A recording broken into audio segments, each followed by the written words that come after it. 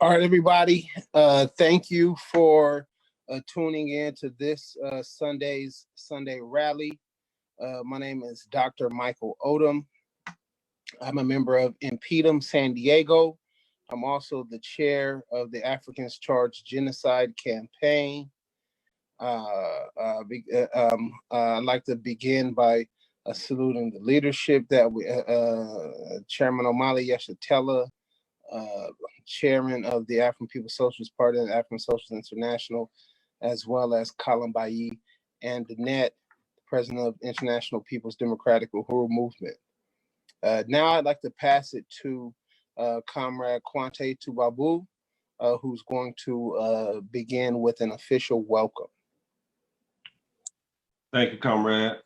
Uhuru comrades, I'm Kwante Tubabu. I'm a proud member of Impedum and the San Diego chapter of African People's Socialist Party.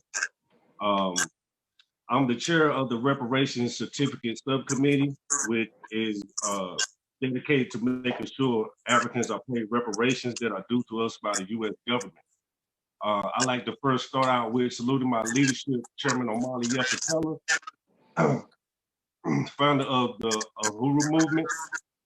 Chairman's passion and fire continues to lead all Africans in the war against get Africans free. I also would like to salute President Kalambayi, who has dedicated her life to the movement. She's the best president, always available to help out any comrade with any concerns or provide information in the revolution. I also like to salute Dr. Aisha Fields, who has been working diligently to help provide resources to all Africans and provide us with a plethora of help, tips, and information to fight against this colonial environment. Welcome to the Africans Charge Genocide Sunday Rally. We have a powerful program for you today, and we want to make sure all your questions and concerns are addressed. So if you have any questions, please feel free to put them in the comment section of the live feed, and we'll answer them during the current Q&A. The United States government historically committed to the crimes of genocide against Africans, and it continues to do so today. It's time to charge genocide. Uhuru. Uhuru. Thanks again, comrade. And once again, welcome to everybody that's watching internationally. We would like to remind you all that if you have any questions, comments, concerns, you can post them into the Facebook Live feed. And towards the end of the program, we will be answering as many of those questions as possible. So if you have questions, go and add them to the Facebook Live feed, and we will pull your questions and answer your questions as we proceed. The next we're going to have up Comrade Mwambi Tangu. Comrade Mwambi Tangu is the tour coordinator for the Africans Charge Genocide campaign. He's a longtime member of the Uhuru movement. He's the international coordinator, international membership coordinator, and all around hardworking representative, true representative of what African internationalism is. He's going to lead us in This Flag of Mine.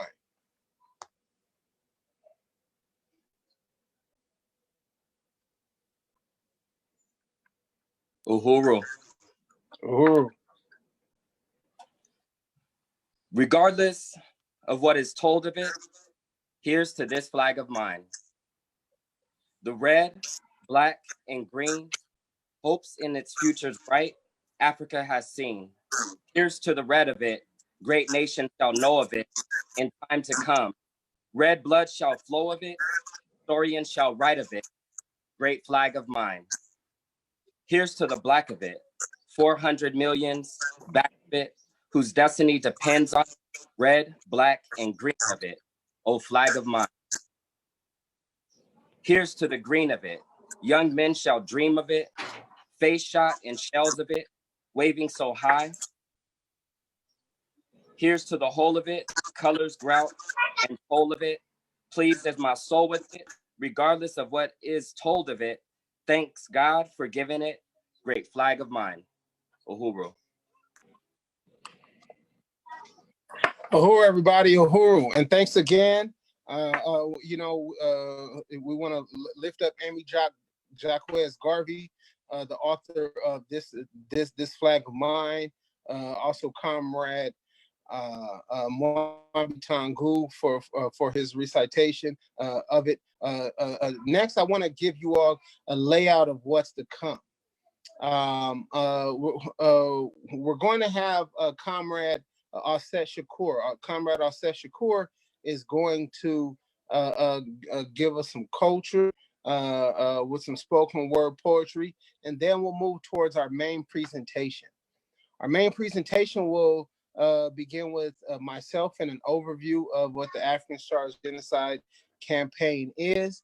We'll have a brief panel discussion by coordinators of working groups and the ACG virtual tour, which we're commencing this spring and summer. Then we'll have a presentation from President Kalambayi and Danette, one of the founders of Africans Charge Genocide campaign, and a call for you all to get involved. Get involved as volunteers, get involved as members, get involved as working group organizers. So for everyone on the call, just know that there's multiple ways to which you can get involved with this campaign. That's the beauty of this campaign. You can organize your own working groups. You can, like I said, you can join and impede them. Other people in the Uhuru movement are being called upon as well to organize working groups, organize presentations. And so we'll give you an overview of that. We'll finish with a call for resources and call for membership, and then from then we will have a presentation from we'll hold question and answering.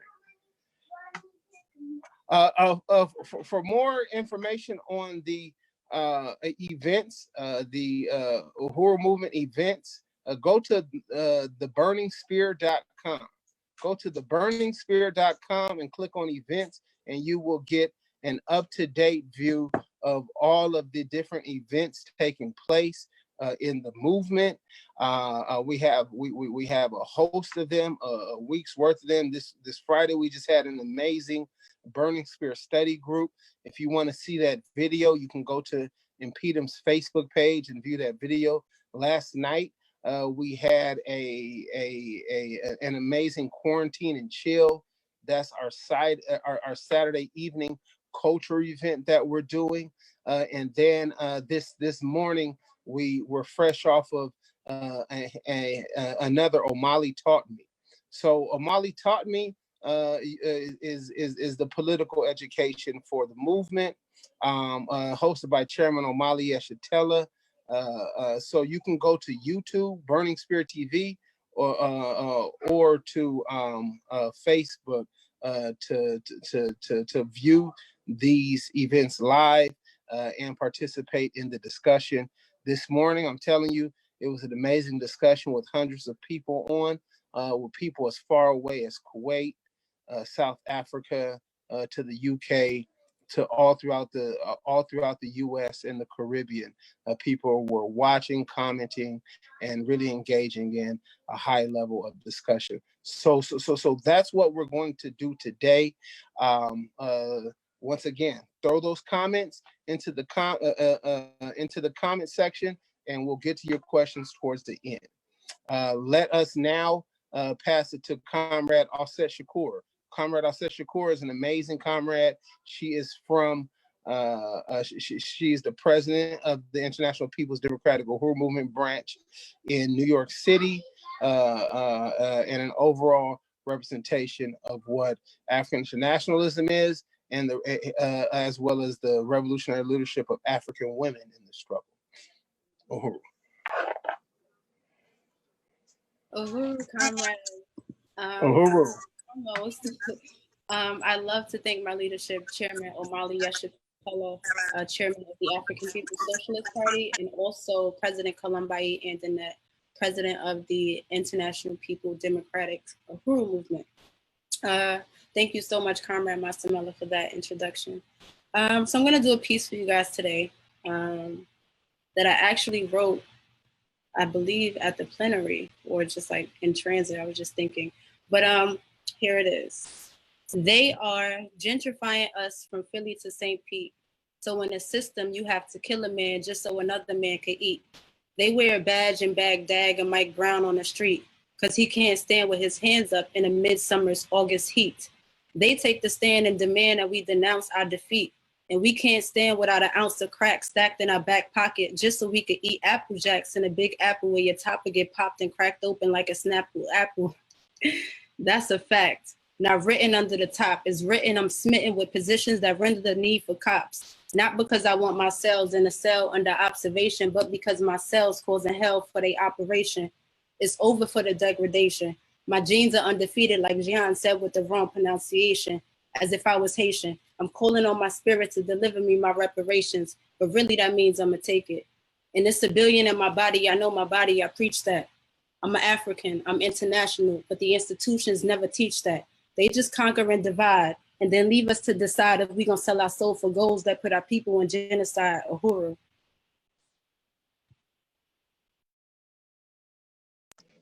Oh, that was heat. That's what they call the heat rock in San Diego. The heat rock make your beat block. It's that us core stuff, you know, cool. Making the speakers pop. Yeah, so Uhuru. That's what we call revolutionary culture.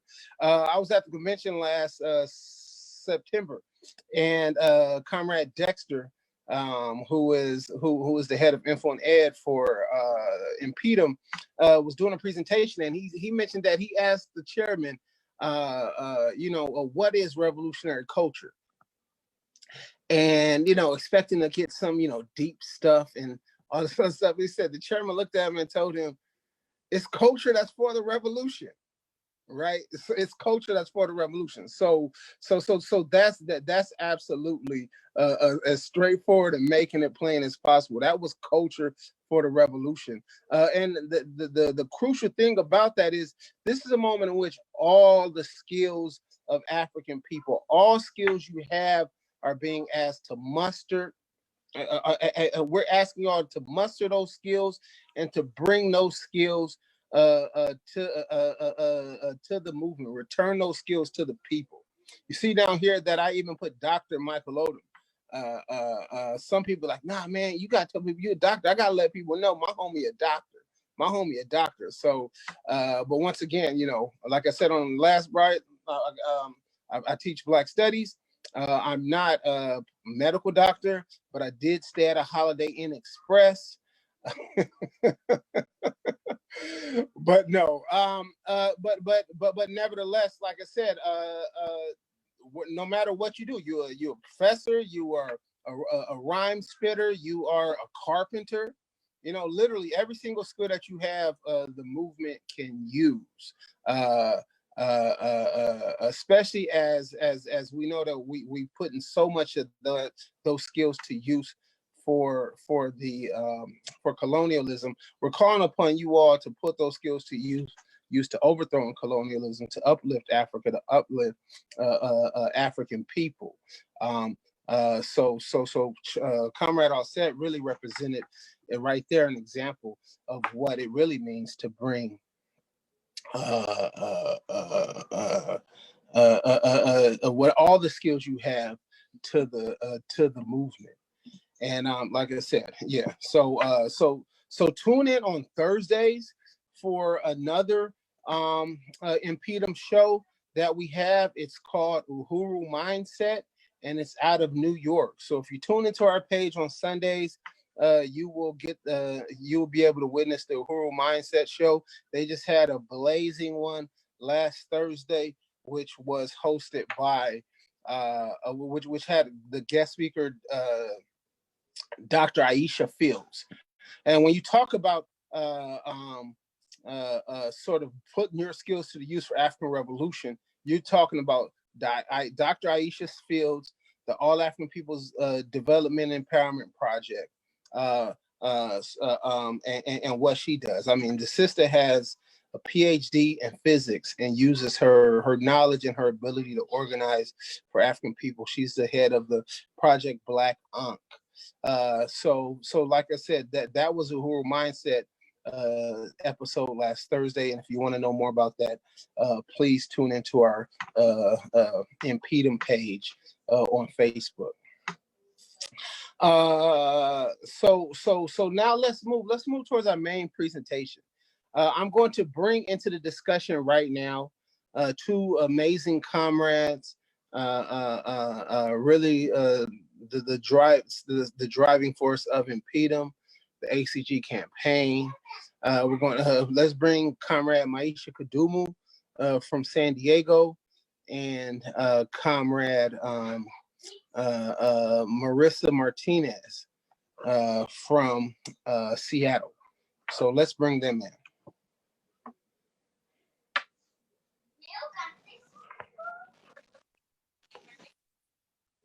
It's a little choppy. But we can. How you doing, Maisha? I'm well. Okay, good. All right, everybody. So,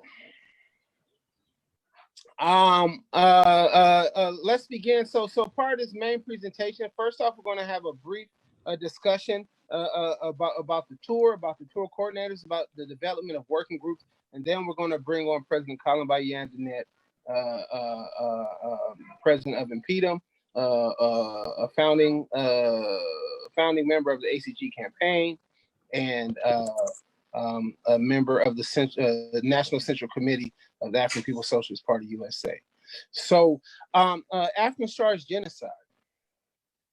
The ACG campaign officially began in 2015. It began in 2015 in response to the colonial violence against African people here within the United States, namely the killing of Mike Brown, the Flint water crisis, and the police drowning of the three young sisters in St. Petersburg, Florida. In the spring of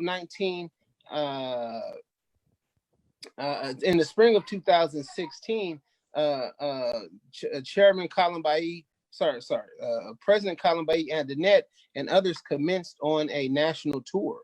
What happened was, just as the ACG campaign had begun, it was announced that there was going to be a UN tour a UN tour of the United States of the African Descendants Working Group. So what Pres Columbayi and others did was they followed that tour. They did their own investigations. They presented to this committee the case for genocide and reparations for African people within the United States. That's around the time that I actually became, at that time, a sustaining and supporting member of Impedum. It's that work that pulled me into the work, and it's that work that we're really hoping pulls you into the work as well. But what's so important about understanding about this campaign is it doesn't come from out of nowhere. In fact, this campaign is really the result of over 40, actually 50 years of organization by the Uhuru movement, Chairman Omali Yeshitela, the African People's Socialist Party, right? From the campaign over Black health, incarceration, struggle against police violence in the 1970s came the APSP's original charge against the United States government with genocide. It's at that time that the movement became the vanguard in the struggle against what's now called mass incarceration. This was at a time in which liberal politicians, academics, no one was concerned, but the party brought the organization to the anti-prison movement. As well, we had in 1982 the creation of the African National reparations organization. It's in this a historical trajectory that the Africans Charge Genocide campaign stands. If you go to the 1982 Burning Spear, you'll see an article with a matriarch of the African Liberation Movement, Queen Mother Moore. It's there where she talks about the fact that in the 1950s, they had planned to charge the United States with genocide. They had planned to fight for reparations. There were some movements at that time, and of course, we know that Malcolm X, rest in peace, was the vanguard leader of that struggle at this time. But really, what really separates what the party and what the movement has created over the last 40 years is they've turned that sort of fervor by leaders into the groundswell of mass organization, mass mobilization, and that's been set out by an actual scientific process through which we can follow. As a part of that process is organizing working groups, right? Or organizing working groups. So we're calling upon you all to participate in the movement.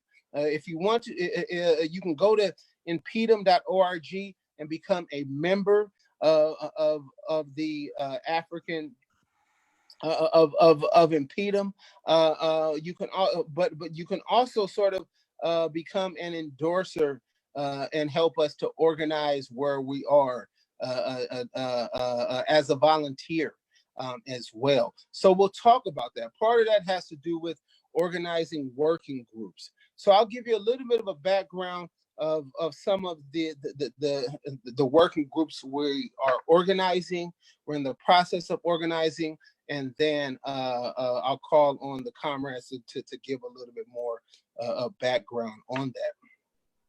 But so here in San Diego, we've organized a working group called Black Power at the Border.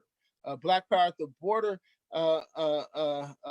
looks at the definitions of genocide and understands that that is what the only thing that can explain the crisis here at the border. It's important for us to note that in the movement, we understand this is occupied Mexico. This is stolen land. We do not recognize colonial borders. That's why all people are African. As well as we work very closely here with Unión del Barrio, a revolutionary Mexican indigenous organization here in San Diego, of which we've had a fraternal bond for well over 35 years. So in 1946, the United Nations General Assembly defined genocide as a denial of the right of existence of entire human groups, as homicide is the denial of the right to live of individual human beings. Such denial of the right of existence shocks the conscience of mankind, results in great losses of humanity in the form of cultural and other contributions represented by these human groups, and is contrary to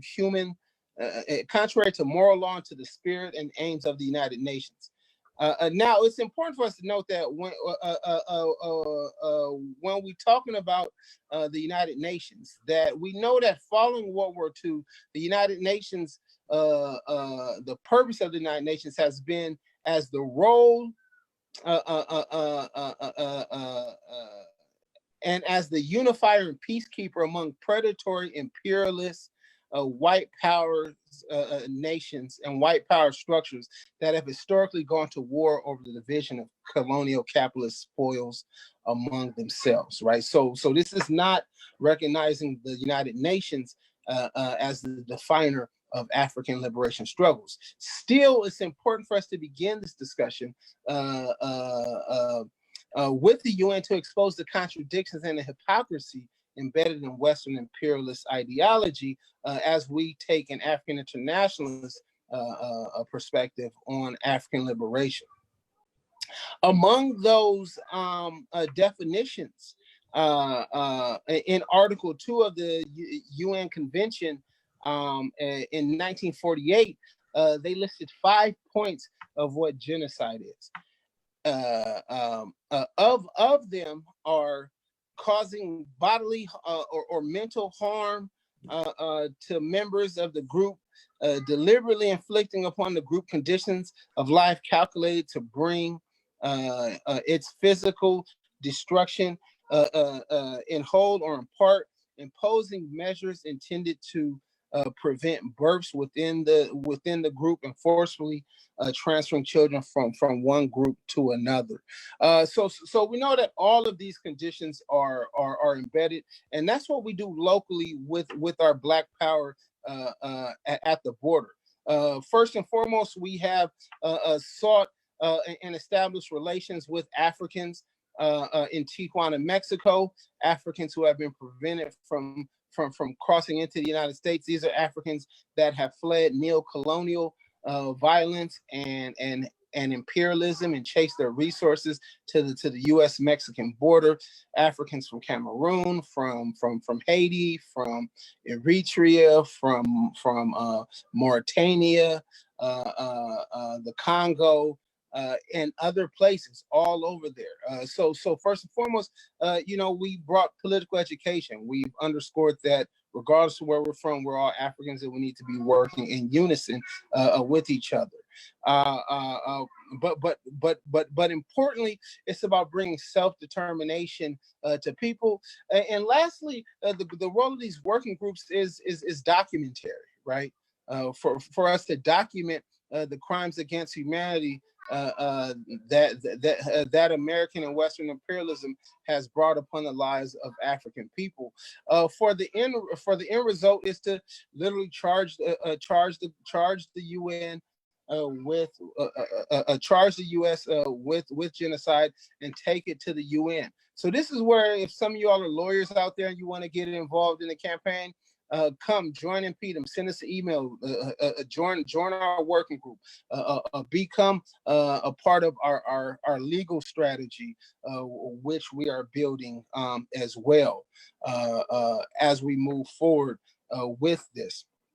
But like I said, the Black Power at the Black Power at the border is not just focused on that. We understand that mass incarceration, police violence, gang documentation here in San Diego are just American cousins to what our comrades in Tijuana, Mexico face as well. So upon that, we have members here fighting against gang injection, fighting against and other forms of the police state under which we live. So on this note, I'd like to move it to Comrade Maisha Kadumu. Comrade Maisha Kadumu is the product of a long history of struggle in the movement, and brings her wisdom and her experience of theory and practice to the ACG campaign. Uhuru, everyone. Thank you, Dr. Matsamela, for that introduction. Uhuru comrades, I definitely want to send appreciation and praise and love to our leadership and all of our comrades. Again, my name is Maisha Ifetayo Kadumu. I am the secretary of the Africans Charge Genocide campaign. I am here in San Diego, California, and I'm going to talk to you about a couple of working groups that I really encourage us to expand and become a part of. First, I want to talk especially about our Uhuru Shule campaign and working group. It is our virtual curriculum that we have set up in response to these school shutdowns, these colonial school shutdowns. I felt that it was long overdue period, just because of the colonial school structure, and just in light of all of the shutdowns, it just really emphasized the fact that we need something in place for African children to see representations of themselves and be able to experience that in their education. And then just, you know, in reference to genocide, when we talk about, you know, inflicting mental harm, when we talk about inflicting physical destruction, removing children from homes, and as well as preventing life, that, you know, all a part of genocide, and all why I think it's so important that we have working groups that help support education for our children, as well as the health of our pregnant women, new mothers. I didn't mention that I'm also a perinatal doula with Kamara Doula Services, which I started in response to just the issues in African maternal health. So, like I mentioned, Uhuru Shule, it's set up to make sure that our children are able to see history, literature, social studies, STEM activities, as well as physical education through African representation. I set it up, well, I got it started, and I really do appreciate all of the comrades that have joined in to help work on that. Because, like I said, our children really need African representation in their education. And it's not even just about educating our children. I feel like it's also about educating parents, because we're always learning. You know, we're always learning, always growing. And, you know, even myself, I'm the mother of a 9-year-old and 7-year-old.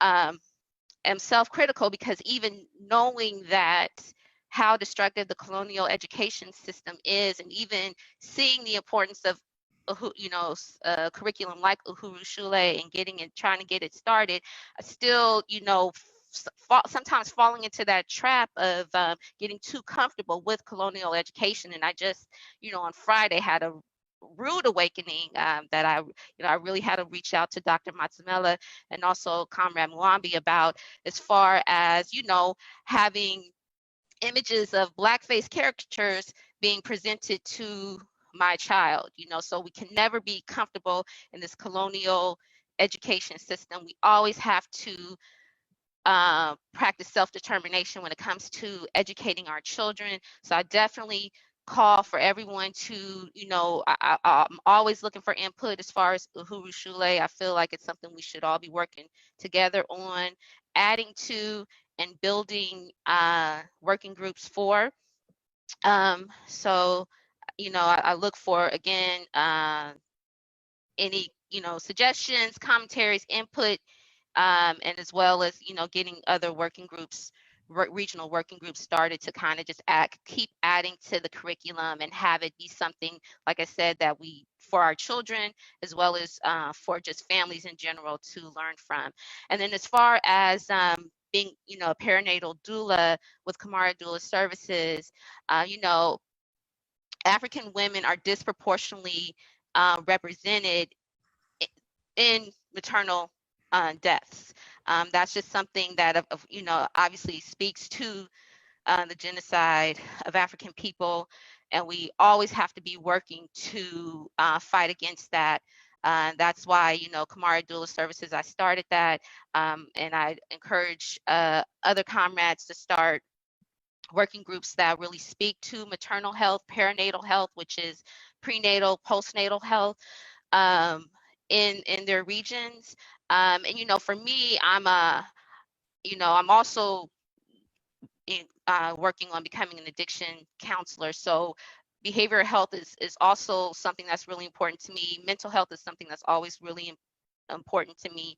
So I feel that those having children, having healthy children, having healthy families is revolutionary. I think we need to do everything that we can to support women while they are pregnant, while they are having babies, families, you know, as they're raising children. And really, like I said, I just have a call to everyone, you know, across the different regions of the organization to implement strategies and working groups that really seek to you know add that support. So Uhuru, like I said, I'm always looking forward to suggestions, comments, input from anyone, and I just appreciate you all. Uhuru. All right, Uhuru, Comrade Maisha. If you all want to know more about Uhuru Shule, you can go to impedem.org and look at the tab that says news, under which we have the introduction to Uhuru Shule, the article authored by myself, as well as a link to the curriculum in the article. It's live. It's set for 8 weeks, but you can take it at your own pace. It includes a multi-level interdisciplinary curriculum in which we look at history, literature, reading, writing, physical education, as well as math and science. Within it, you can also learn more about Impedim's position on education, science, and technology as well. So I implore you all to go and check that out. Now, lastly, let's go to Comrade Marisa before we pass it off to President Columbai. Uhuru, can you hear me? Hey, Hey, you sound great. yeah. All right, Uhuru. My name is Marisa Martinez, and I am the International Secretary of Impedum, the International People's Democratic Uhuru Movement, and it is my honor to participate in this very important live webinar to bring to you the Africans Charge Genocide campaign. And I get to have the honor of speaking about that gentrification is genocide. The housing crisis for African and indigenous people is genocide, and homelessness that African and indigenous people experience on a daily basis is genocide. And you know, African and indigenous people are catching hell everywhere they live, everywhere they are, at the border, by occupying armies, also known as the police, you know, in the prisons and detention centers, now are death camps.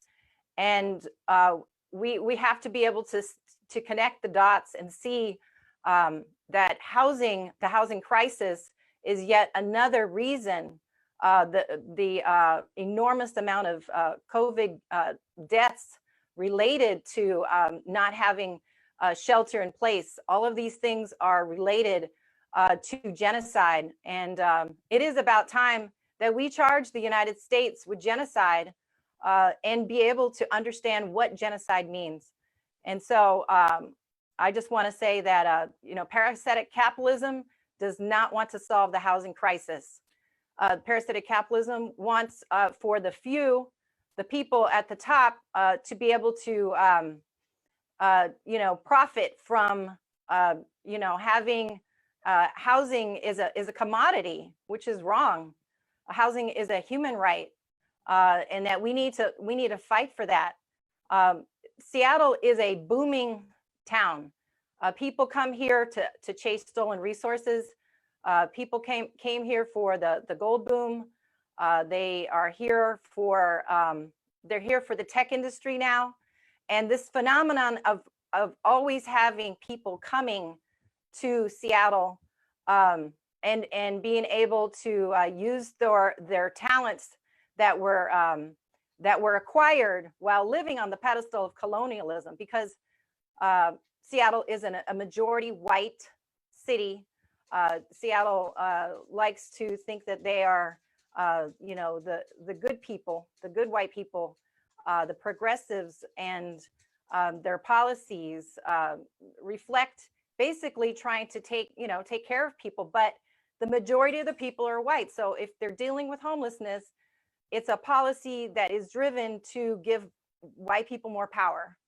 And they're never going to solve the crisis of housing with a parasitic capitalist system. So all of the reformist groups in Seattle, they do not challenge capitalism. They want to improve capitalism.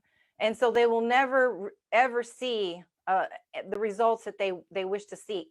They need to go beyond the borders, beyond these European imposed borders, and to look at it from an international standpoint of that the majority of the world is colonized, and that the United States, the people living in the United States and white people are benefiting from imperialism and 600 years of colonialism. So we have to be looking at the big picture. And basically, the reason why African and indigenous people are catching hell and they're living in shelters, living under bridges, dying all the time, is because they don't have power. And the movement I'm involved in is seeking for power. That is what that is our goal. We are trying to achieve power. So I believe that we have to go beyond these reformist measures and just be able to engage in revolution and to destroy a system that we are seeing on a daily basis that destroys people and the ability to live a decent life. And so, you know, we want to build these working groups because we want to have Black and Brown community control of housing, of our neighborhoods, of being able to stop gentrification, of you know, making sure that these predatory developers and lenders don't get to get their loans and don't get to destroy the neighborhoods. They've done a really good job of it already, but the point is that we have to have leadership. We have to have a revolutionary theory and practice in order to achieve a new world, because we cannot, this world is not sustainable. It's very clear it's not sustainable. And so we are fighting for these working groups, the Africans Charge Genocide working groups, to stop gentrification and to ensure that people can have housing, that their housing is not going to be over 50% of their income, that not all their money goes to housing. And that's the reason why we have homelessness, is because people cannot afford the market prices for housing. So we have to ensure that housing is a human right. And the way that we're going to do this is that we have to build working groups everywhere. We have to have housing boards everywhere. We have to be meeting and making sure that they cannot do these things on our watch. We have to be vigilant. And so basically that's my presentation. And I encourage you to join INPEDM, the International People's Democratic Uhuru Movement, and get involved with the Africans Charge Genocide campaign in all these working groups that we are creating. And I look forward to your passion and enthusiasm coming into this work. Thank you very much. All right, yeah, Uhuru. And to add to that, what I would say is that it's about the fact that Africans and indigenous people can't afford housing, but it's also about the price placed on the lives of African and indigenous people, the surplus value of African indigenous people being devalued to the point that white power doesn't even care whether Africans have a place to live. We have another comrade. And the other thing that you notice is clearly many of these issues overlap, right? This also relates to our fight against colonial education, because even in a place like Newark, New Jersey, which was a center of Black power and had all these sort of liberal reforms and gains over the last 50 years, Black mayors, all this other stuff, when they close down the schools and you have a high amount of, well, two things, right? Some schools couldn't close down. Compton College felt like it couldn't close down because the students that come to school, because some of the students there didn't even have, students there didn't even have housing. Right, so many students in college and high school don't even have housing. But if you're an elementary student and you don't have housing you can be taken from your parents. Right. So let's just look at a couple of these things and then we'll pass it. Right. One study suggests that there's negative impacts of displacement on healthcare access and mental health, particularly among adults living in urban areas with a high history of frequency of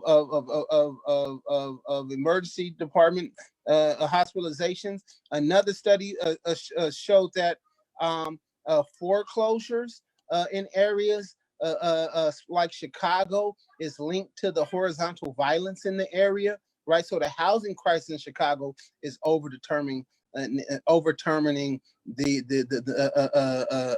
problems of quote unquote gang violence and quote unquote black on black violence at that time. But we know that liberal reform in the 1990s told us the problem was the projects, right?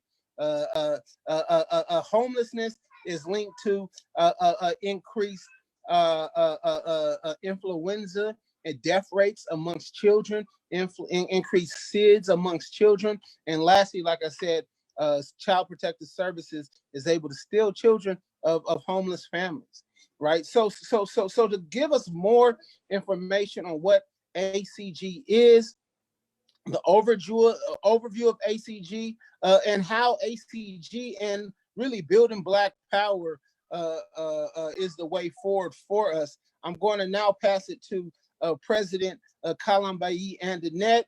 I like Pres Kalambayi, I feel a little competition going on because I might have to bring my daughters into this as well because that's what we fighting for. We fighting for our daughters. It's like she looking, her hair and skin looking real bright too right now. So she looking way too beautiful, Pres. Way too beautiful. So hey little comrade. Hey, yeah, we got young comrades too, everybody. We got young comrades who have chosen to join the movement, not because they're parents, but because they want to contribute to the liberation of their people in whatever way they can. So Prez, can you tell us a little bit about the history of ACG and how you got involved and like I said, why you all began the struggle back in 2015? Uhuru, comrades, I just first and foremost want to really appreciate you, comrade, for leading Africans Charge Genocide and just doing a tremendous job since day one, like really taking this campaign and lifting it above and launching forward. And I just really want to salute my leadership, Chairman Omali Yeshitela, because Chairman was the brilliant strategist behind Africans Charge Genocide, shortly after Mike Brown died. Chairman said that the masses had to make African Charge Genocide a household word. We had, he laid out a brilliant strategy of why that was so important for us to understand that this is genocide. And so Brooklyn is getting a little restless and she was really excited to help out with teaching too. So Brooklyn is going to talk first around why we call COVID-19 the colonized virus, a colonial virus. Look at the camera. Yeah, can you go ahead? Talk loud. We don't have a lot of time, babe. Go ahead. I did. I said, why do we? Yeah, I said, why do we call it the colonial virus? Because what? Because all the black people are catching it, but the white people are catching it because the white people are stealing all this stuff, and the black people can't afford any of the stuff. And why is that? Because we don't have what? Power. And what do we have to fight for? Power. And how do we fight for power? Join the movement. Join the movement. Uhuru. Okay. So Yay. Thank you. You can go ahead. Yay, you did it. Uhuru. Well, it was squishing at you. Uhuru. So yeah, I just want to salute all the comrades that came before me that spoke because when we talk about genocide, we just talked about different symptoms of genocide. And this is the word genocide was never a word that was even introduced for Africans to ever be able to take this word. It was to describe, what so-called Jewish people went through. And we know the most horrific thing in history is what the indigenous and African people have experienced under colonialism.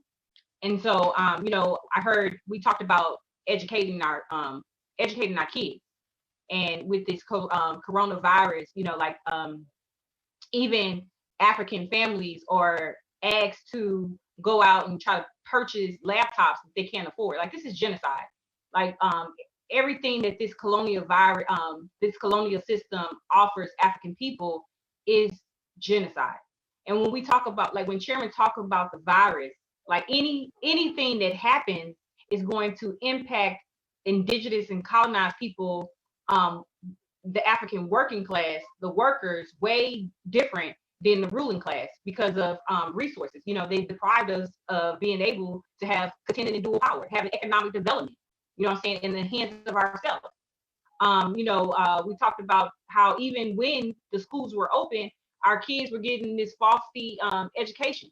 You know what I'm saying? That it's so important that we have the Uhuru movement to educate ourselves and educate our kids, that they can get it. You know, when Brooklyn was hearing the other people talk, she wanted to say something. You know, she wanted to be a part of the conversation. And I was just listening to what she had to say. And she's like, yeah, you know, Black people are going to die because, you know, white people stole everything. They brought us here. We here because white people stole us. You know, the conditions of why mom say that she can't purchase things, the same things that, you know, little white kids have, is because of, you know, colonialism, you know, self-hate. You know, Comrade Maisha did such an amazing job. I really salute that comrade, even when she's talking about mental health. You know, unfortunately, you know, I'm a big advocate on, you know, mental health. And I say that if you suffer mentally, which I got you, that the only solution is revolution to all of these colonial contradictions. The solution to overturning and stopping the genocide that our people have experienced for 600 years is us understanding that we need to be organized more now than anything, that we have to be under, you know, real leadership, revolutionary leadership in the African People's Socialist Party, you know, that has been laying out, you know, all this, the theory of African and nationalists, the bringing you into political life where you meet theory and practice, you know, coming together, is so critical. So that's why these working groups are important, because colonized people have been experiencing genocide. We've been experiencing self-hate, you know, when we talk about horizontal violence, you know, that stems from a place of, it's like Chairman said, it's easier to pull the trigger on yourself when a system has taught you to be submissive, because if you don't, it means death. And so even when we talk about, you know, self-hate, so it was so important for the masses of people to really have a clear picture of what genocide is, for what they laid out. We didn't add to it. This is not what we didn't add. We just saying this is what they say the definition of genocide is.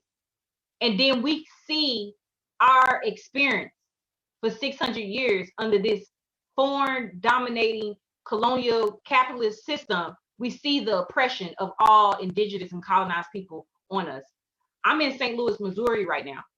And if people are viewing, I've seen some people watching from St. Louis, you know, we have to, you know, even in COVID-19, we have to be fighting. We have to have a strategy for power. And everything that the International People Democratic Uhuru, every campaign that we build has it to what end.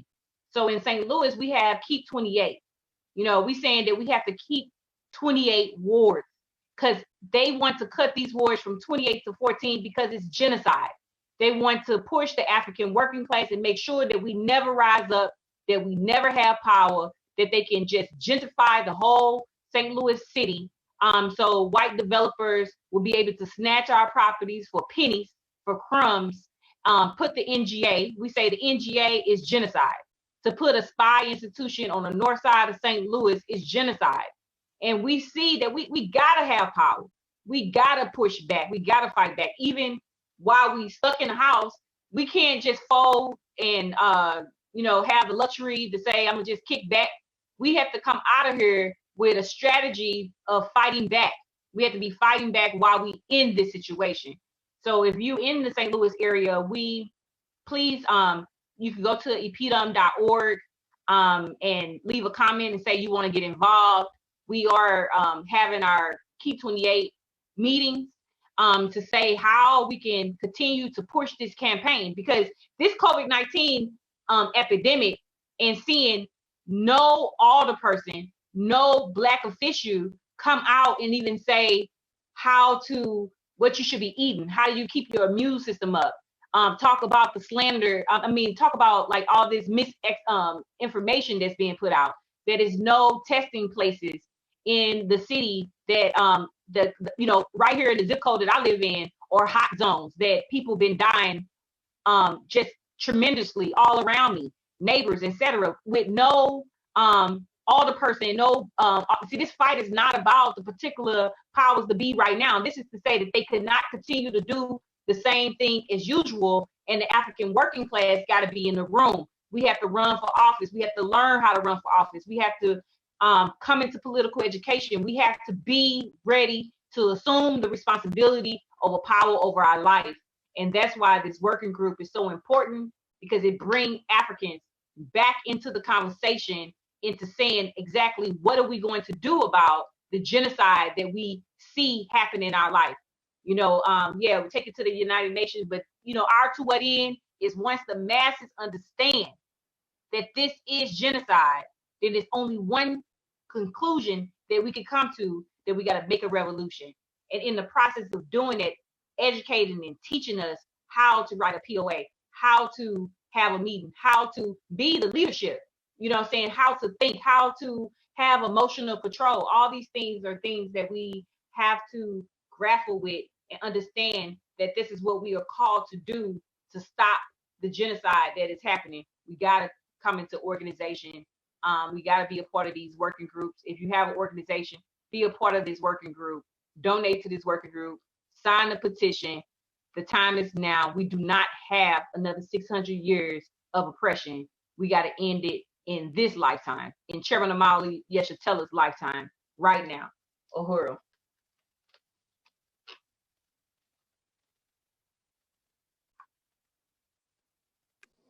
All right, Uhuru, thank you very much. And just a second, Prez's call.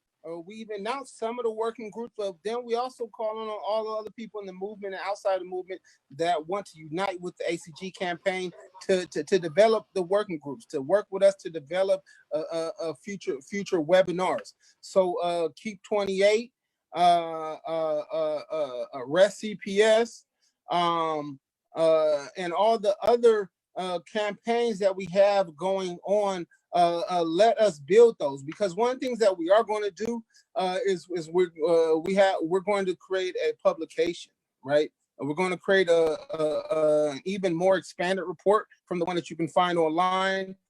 A publication will present that, but then we'll also sort of use that to rally the masses, to raise consciousness about what's going on, and to push us towards revolutionary action. One of the things that really stood out to me, Prez, when you all were in that 2016 tour, is that you all went to Flint. And this was at a time which I remember here in San Diego, we were all sending water to Flint. And then I remember thinking to myself, like, ain't this some ish? We got to send all this water to Flint, right? And water's supposed to be free. Remember the comedian what's his name? Earthquake. This is like over 20 years ago. He had the joke where he says, he said they charging for water, but pretty soon they're gonna be charging for air, and Africans gonna be going to the air department talking about, I want to put my air in my mama name. But like, that was a joke, but it was also prophetic, right? When you look at the conditions under which Africans are living right now, just in these cities, the congested cities, right? The concern that social distancing, well, what's more socially distant than a segregated colonial society in which the wealthy have big homes and internal garages where they stay in their cars and they drive in their home, and they don't have to interact with anybody else, but the working class are living in very, very close quarters through which these conditions are influencing the hell that we're catching right now, in which there's concerns about, is it airborne, is it not airborne? Well, if you live 10 people in a house and you can't separate yourself from people, then I know I'm talking too much, but I just want to. Can I say this, comrade? Yeah. I mean, I just really appreciate that. I just wanted to hit 2 points that you just brought out. One, when you talk about 10 people being at home, just looking at like the essential workers, right? Crap, and these are the workers. I'm saying, these are the working class that are forced in situations, instead of this system shutting it down, just shut it down. They are only concerned about their profit. They only concerned about what they have going, and not the workers. Amazon is $1 trillion and have not been really impacted by COVID-19. If anything, the empire has been elevated because of online sales now. And billions of dollars. My sister worked there, and every day her phone goes off where she gets text messages every single time somebody tests positive for COVID-19, or every time somebody died of COVID-19 at her job. They send them a text message, but they still have to come to the job. They still have to come to work. The only way that you can get unemployment if you work at Amazon is that you test positive for COVID-19. And then once you test positive, they pay you for 2 weeks, and then you on your own. Wow, that's crazy. We give work. This is these are people that they told them since the virus started that they would give them $2 extra.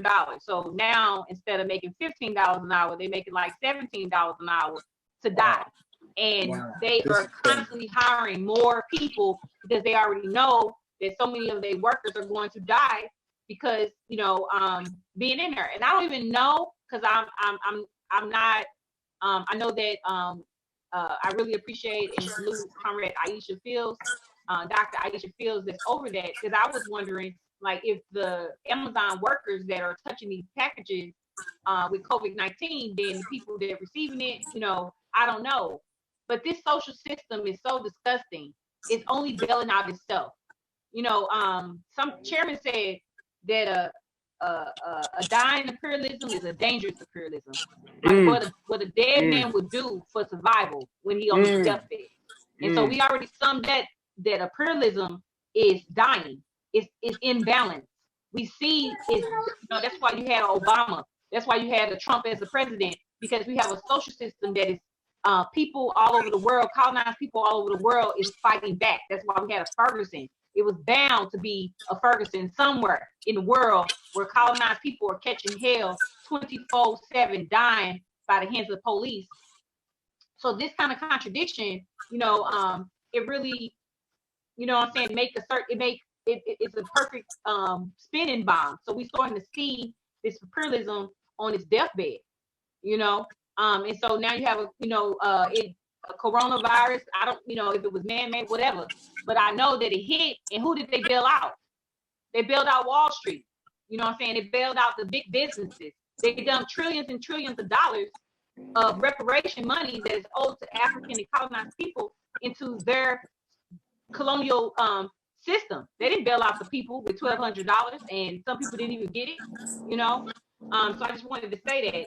And the last thing, I know I'm talking too many things, but Flint, Michigan, what hit me, that impacted me when we went to Flint, Michigan, we went with all water, but Chairman philosophy, the African nationalists, it always proved to be right. We say we don't do EBT lines, meaning we don't just do a book bag drive. We don't just do some groceries, drop it off at somebody's house. We know that African people need to be brought into organized, so we can look out for each other. So if we have a book bag drive, they have to have a to what end to bring the people into a situation where they can create and own the productions of their book bags. And I say that because when we went into Flint, Michigan, those people were more concerned about signing Africans Charge Genocide than getting a bottle of water, because they united with that this was genocide, and that was more important that message was more important than any bottled water that we brought them. So I just really, and that just really just showed that African nationalism is just always on point. You know what I'm saying? That the programs and campaigns that we have to have is a strategy to bring people into political life to be able to teach and for them to actually participate in making a revolution. Uhuru. Uhuru. So now I'd like to once again and thank President Columbai and Danette for her presentation, for her call. Really salute her leadership. She really is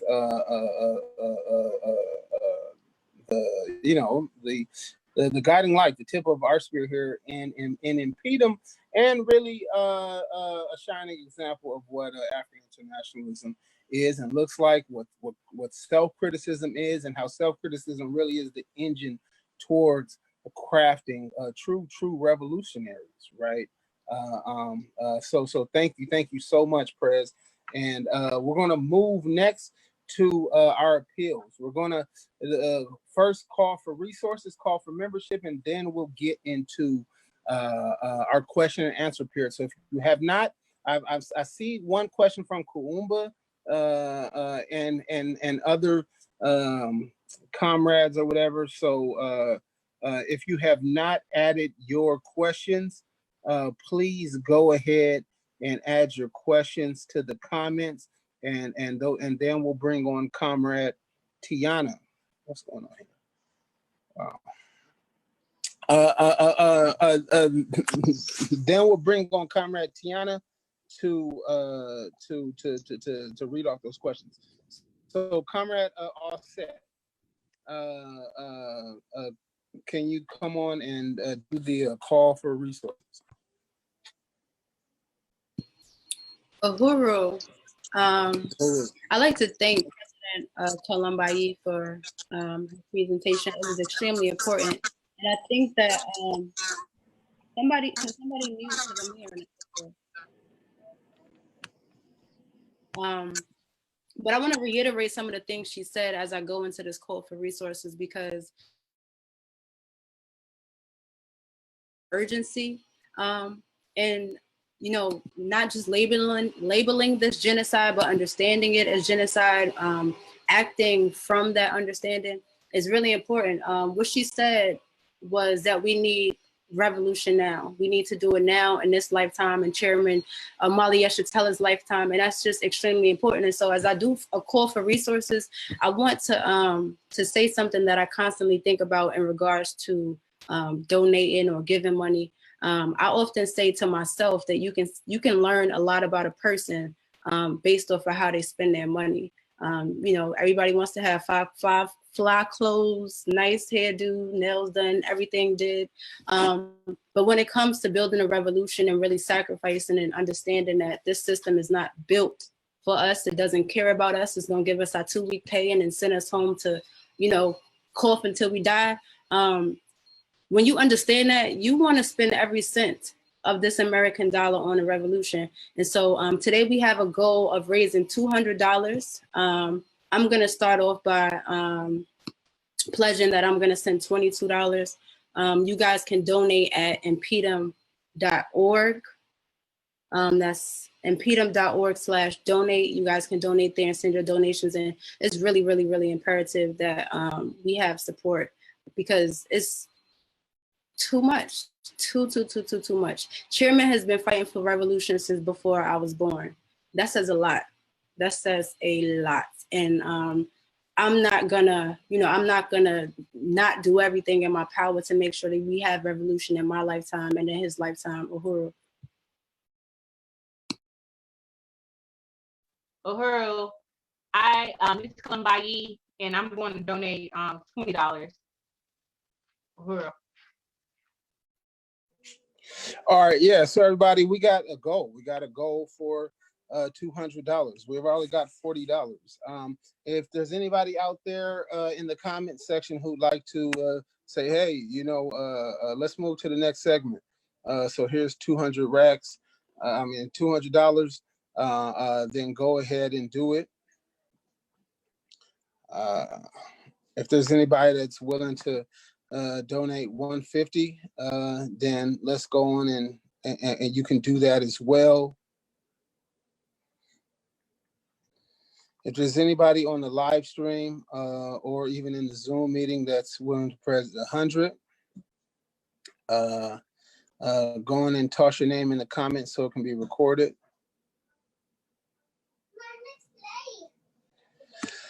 If there's anybody that's able to do 75, go on and add that into the comments.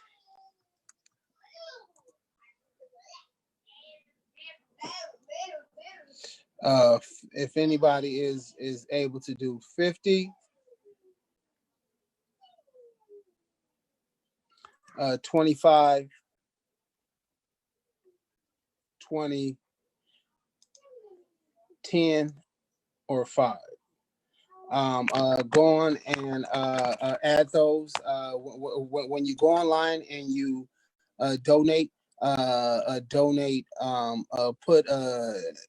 ACG Sunday Rally. So if you put ACG Sunday Rally, we'll know where the donation came from. It's important for us to just know once again that it's important for you all to know once again that this entire it's important for y'all to understand once again that this entire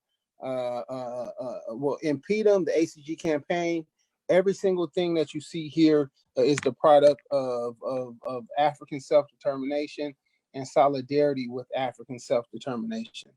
No grants, no government bailout, none of that stuff. This is African people supporting African people. So your whatever you donate, whether it be time or resources, is being given directly back to the people. Now let's move. Uhuru. Hey, okay. Are you making a pledge? So I was going to ask this because I already put 25 down, but I was asking, is this for the same thing that I put it for the other day? No, it's not, something different. So just with ACG. All right. I'll pledge cool. 10. Cool. Thank you. All right. Thank you, Marquise. So let us now move to Comrade Mwambi Tangu, who's going to do our call for membership.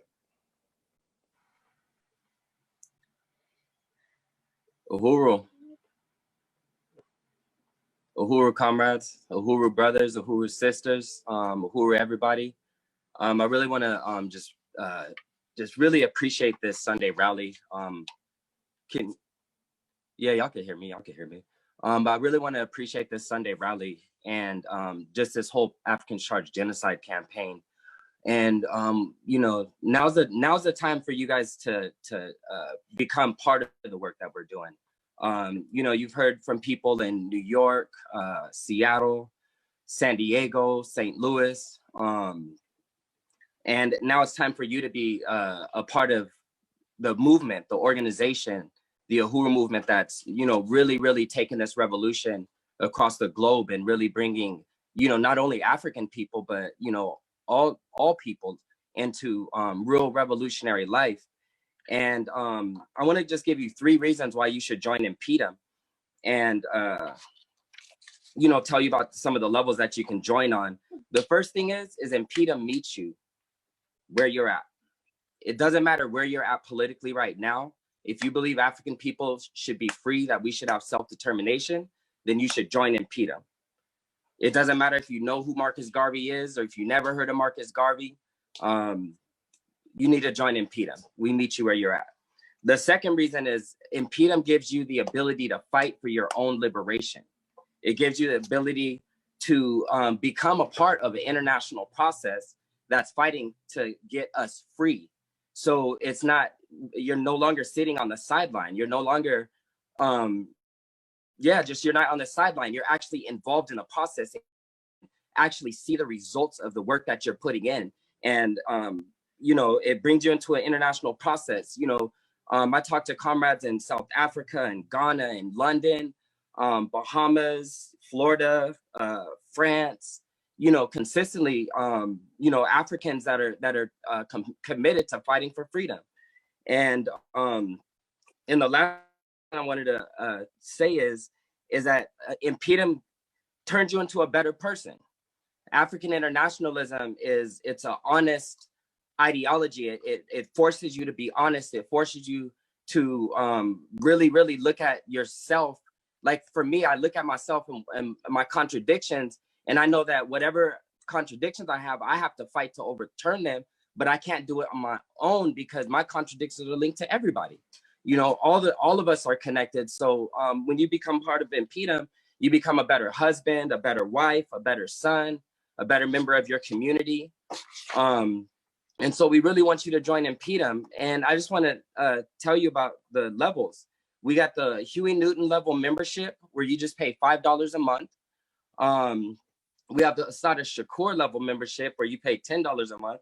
Okay, don't jump on me no more, Dad. It's making me out of breath.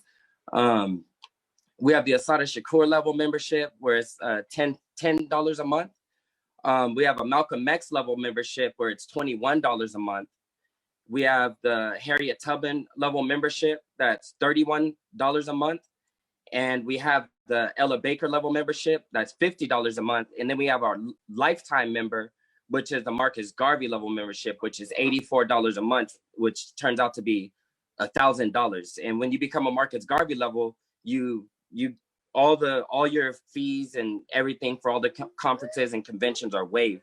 They're a part of that. So those are our sustaining memberships. We always encourage people to become sustainers because, as Matsamela was saying, it's an organization, you know, that Africans, it's about self-determination. We don't deal with no government money, none of that stuff. But we also have annual memberships. You can get a regular annual membership that's $25 a year, or a $10 membership for a year for students. If you're unemployed, if I believe there's for prisoners, there's a $5 membership, and you could actually sponsor a member too. So I just want to say this system is dead. As Columbai is saying, it's on its deathbed. We need to organize now. We need to get power now. We need to get our resources now. We need reparations now. And the way that we're going to do that is by organizing Impedum. So join Impedum, y'all. If you want to join, just go in the comment section and say, I want to join Impedum today. All right? Uhuru. Or if you know somebody in your area, go ahead and talk to somebody who you know. Uhuru. All right, Uhuru, and thank you. Uhuru, and thank you, Mwambi. The one thing I would like to say is if you're on the fence and you say you want to donate, but you also want to be a member, you can go on and just do a membership, right? I would implore people to people that are interested in donating, but also want to be members, just go on and become a sustaining member at the lowest level of $5 a month. All people can become sustainers of the organization. So no matter who you are, if you're watching this and you want to be a sustainer or donation, go and sign up as a sustainer of the organization. We have a lot of different projects, plans. We have an international office in St. Louis that is funded 100% by the people. Yeah, we have literature, we have shows, and everything else we're going to be putting out. As of now, there is at least $202 that have been raised. So I would really like to unite with the people and thank you for helping us meet our goal. We have raised at least, as the numbers are coming in, $202. We have surpassed our goal. Like I said, if you want to join, please go and join. If you want to be a sustainer, please go and be a sustainer. If you want to just donate, you can go and donate. And if you don't have either, but you want to know how you can volunteer, go to the Impedum website, go to the Impedum Facebook page, send us a message, and let us know that you're interested in volunteering with the ACG campaign and with the movement. Now, I'd like to move towards question and answer period. We can bring on, hello? Yeah, I just wanted, it was a question. I didn't know if you could get to it from Facebook. Yeah. So we're going to move to question and answer. It was kind of like about membership, so I thought that it probably was appropriate right now. Yeah. Go for it. Since you in the comments, right? Can you read off the question? Do ACG collab with other organizations? If so, how do you get involved? What would you so ACG is set up to where organizations can endorse the campaign, and individual people can become volunteers and members of our local working groups. As a mass organization, you can be involved in multiple other organizations and also be a member of the Africans Charge Genocide campaign. So once again, we're meeting people where they're at. So I was involved in other organizations when I joined the ACG campaign and when I joined Impedum. But then Impedum brought me into life and made me an even better African internationalist. And I understood the contradictions involved in that, and I'm not no more. But we meet Africans where you all are at, everybody. Yeah, and so she can, if she want more information on what you just said, I unite with what you just said. And if she want any more information, you can just go to our website, which is pinned at the bottom, impedum.org, and leave your email address and email Africans Charge Genocide, and just you can be more specific about the organization, and Comrade Chair will get back with you, or someone from his committee will get back with you. Exactly, and we got propaganda. We can send you buttons, posters, pamphlets, stickers. We even have a let me actually show you already. Oh shoot! What happened to my graffiti stencil? We even got graffiti stencils, people. So when we meet the masses where they at, we literally meet the masses where they at. So yeah. So we can get all that stuff out to you all as you organize the working groups. So next question. There's a question in the comments if you'd like for me to read it out. Please. Kumba Chinia asks, not that it has to, but is Uhuru Shule acknowledged by the colonial education system, i.e. considered African-centered education? No, it is not. It is not a part of the colonial education system. It was created at the moment of collapse of the colonial education system as people's children were sent home, and here in San Diego told, April 27th, we'll have something for you. All students will have computers by then. So students were sitting at home with understanding that well over 5-6 weeks before their children will receive something. But it's the result of many of us, like myself, who work in colonial education system, given their struggle, given their work back to the African Revolution. So first, Comrade Maisha, myself, and others collaborated in building the structure of what you find. But no, it is not a part of that system. However, in San Diego, Impedum members do operate an African-centered school called Beta Salam Academy. If you go to that article, it lays out all that stuff. But Uhuru Shule is not something that you would take for colonial credit, but it is something that you would take to lift up and educate and make your children self-determined when it comes to their education. Next question.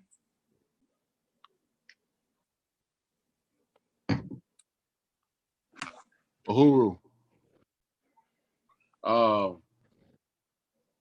was wondering I wonder what I'm designing this T-shirt as part of the economic development program, and wanted to know what the messaging on it should be. For genocide. Yeah. T-shirt. No, I thought I really liked when we launched this campaign, we had the backup right behind Comrade Chair, the backdrop. That was the logo on a T-shirt, and I thought that was like, it didn't even need to be extra to me. Like the word, hashtag Africans Charge Genocide. I always got stopped. I even had random people that wasn't in the movement or not, like, I gotta get that. I want that T-shirt. So that's my opinion on Africans Charge Genocide and fashion, what's trending. Is I really like the logo right behind Comrade Michael Odom. Ooh. Yeah. I agree. This is actually the best logo, I think. I mean, just as plain as can be. I mean, I like the other ones too because they have multiple messages. Like there's one that actually shows the mass lynching, whatever that took place, and it's interesting because if you go back to the 1970 burning spear, there were some murders of Africans in Mississippi and either Alabama or Georgia, and the party led that fight against contemporary genocide against African people, and they actually had that same picture that is now part of ACG branding. I think that even shows the historical legacy of the movement and how really 50 plus years of movement knowledge is being placed and poured into us. I mean, everyone to tell you that does Uhuru movement work. I mean, a week feel like a month, and a month feel like a year, and a year feel like a decade. The one thing people know about this movement is that we are serious and we are dedicated and we work extremely hard. All right, the APSP, the African People's Socialist Party, did not become the only organization to survive the onslaught of counterinsurgency leveled against the African liberation movement in the 1960s and 70s by not working hard. We're an organization that's defined through our hard work. So a couple other things. I'm trying to pull a couple more comments or questions out of the comment section. If you have some more, you can drop them in, and then we'll move forward. But let's look and see. They aren't necessarily comments, but questions. But Comrade Ushindi says those skills belong to the revolution. Bring those skills. Join and feed them now. Exactly, Comrade. Let's see. Let's see. Yeah, Kumba. We have Kumba's comment. Another comment, settler colonialism is on its deathbed. One thing that really sort of strikes me, and this moment really shows it, is that there's this great myth in the U.S. that like the stuff in the U.S. was created through the hard work of Anglo settlers and their own individualism. At every single corner, settler colonialism has been guided by the military strength of the United States. As we know right now, with the collapse of this economy, it's defined by America's military power and imperialism. It's not defined through some sort of individual bootstraps mentality or something like that. So they want to maintain this system because they know they cannot compete with the hard work, the diligence, the moral authority of the masses, the African and indigenous working classes around. Let me see any other comments.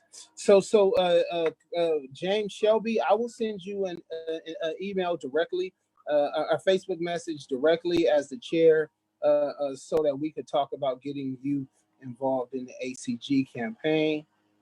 Comrade Marissa said, she said, say that. Private gyms and movie theaters, stolen lives and stolen resources. Exactly.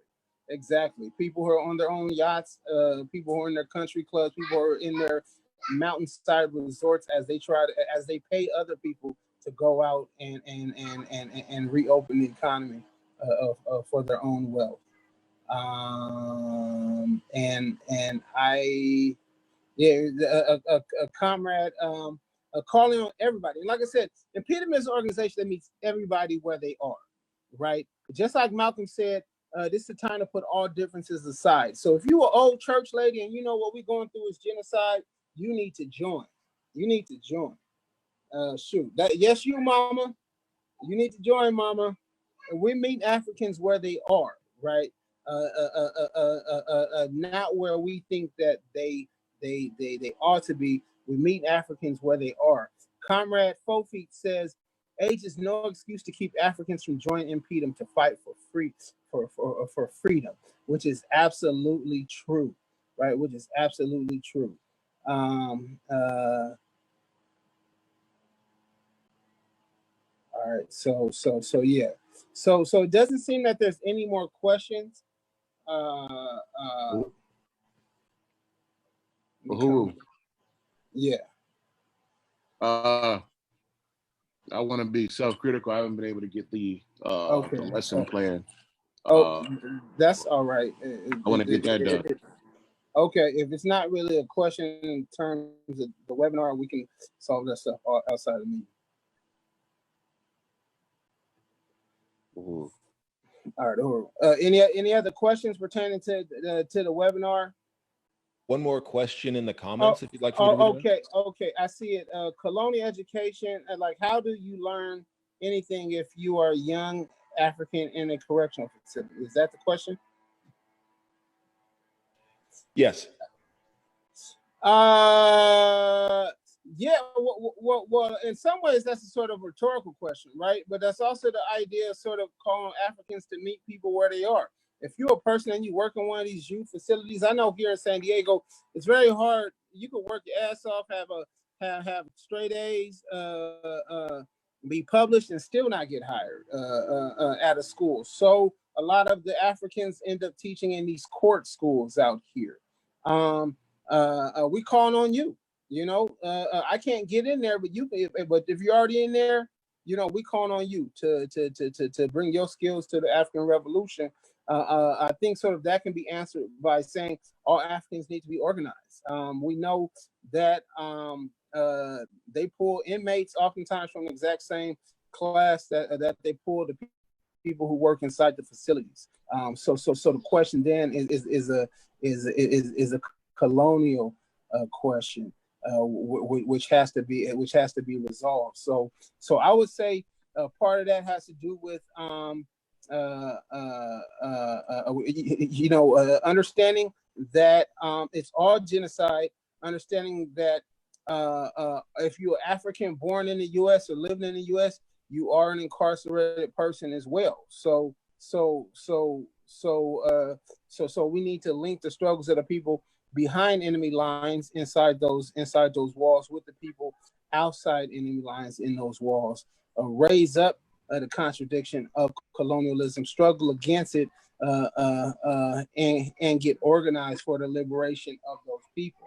How do you virtually learn anything? So I think that's the issue itself. I mean, it's very clear the contradiction that Uhuru Shule is not available to everybody. But you know what?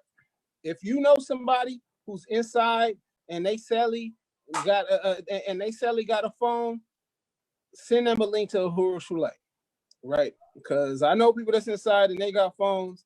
Send them a link to Uhuru Shule. Don't just send them a link to World Star and all this other sort of colonial garbage used to sort of mess with our minds. Send them a link to Uhuru Shule. Send them a link to the Burning Spear.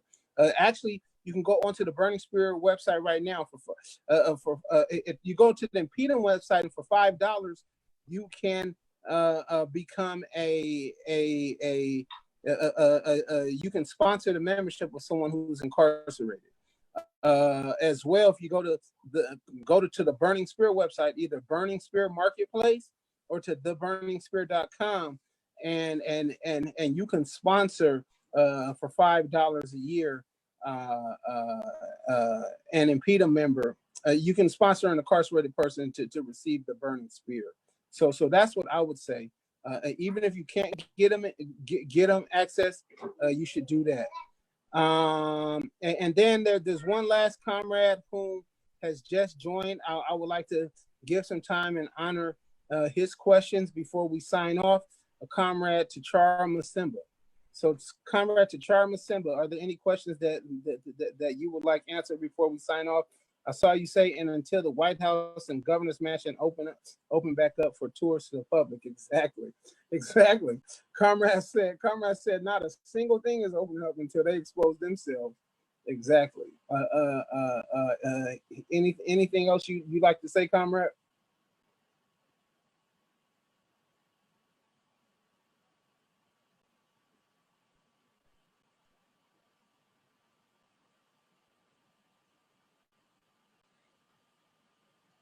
Well, just remember, everybody, if you view this video after it's actually been live and you toss your comments and questions into the stream, we will respond to those questions even as they pop up after the live. You can also go to our Impediment page and send us a message directly, or you can go to the website and send us a message directly there as well. Thank you, everybody, for participating in this live stream in this very historic moment. Thank you to all the comrades who sort of, even under shelter order, are putting in even more work than anyone could absolutely expect. Let's build this campaign. Let's build these working groups. Be on the lookout for our news. We are organizing. Pretty soon, we are organizing a webinar, a movement webinar around COVID-19 and ACG. So be on the lookout for that. Once again, go to the Burning Spear page and look at the event schedule for all Uhuru Movement events. As soon as you sign the petition, that allows for you to receive ACG website updates.